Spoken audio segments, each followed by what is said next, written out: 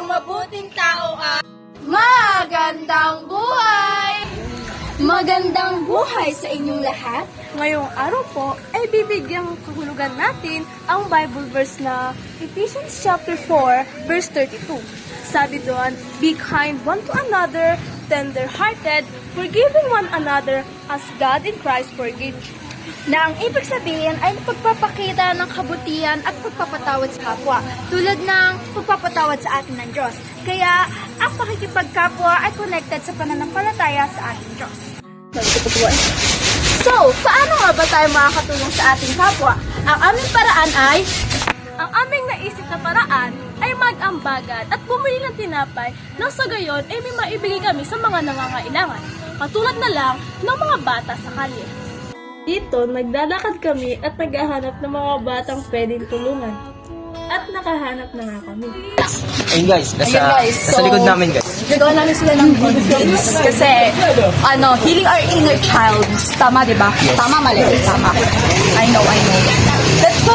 Dito, nagbibigay na kami ng pagkain at masaya kami na kami nakakatulong sa kapwa, lalo na sa mga bata.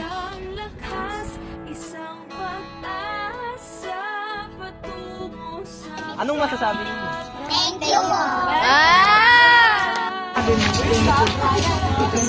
Ayaw niyo ba maglaro? Tara, laro tayo. Tara, laro tayo. Laro tayo! Pero hayaan? Oh, hayaan! Ako kaya! 1, 2, At paglaro na nga rin kami sa mga bata. Napakasaya ang araw na ito. Hindi lang kami nakatulong, nakapagpasaya pa kami ng mga bata. Rian, pwede magtanong sa'yo. Ano yan, Luis? Bakit nga ba kailangan natin tumulong sa ating kapwa? Dahil ang pagtulong sa kapwa ay parang pagtulong na rin sa Panginoon. Ayon nga sa Kawikaan chapter 19 verse 17, kapag tumulong ka sa mahirap ay para ka na rin nagpapautang sa Panginoon dahil ang Panginoon ang magbabayad sa iyo. Ganun pala.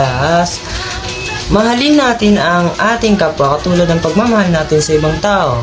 At katulad ng pagmamahal sa atin ng Diyos. Di ba, pag tumutulong tayo sa ibang tao, nakakataba sa ating puso. Paano pa kaya ang ginagawa natin ito na dahil mahal natin ang Diyos? Kaya, maraming salamat sa panonood. Hanggang sa muli, magandang buhay!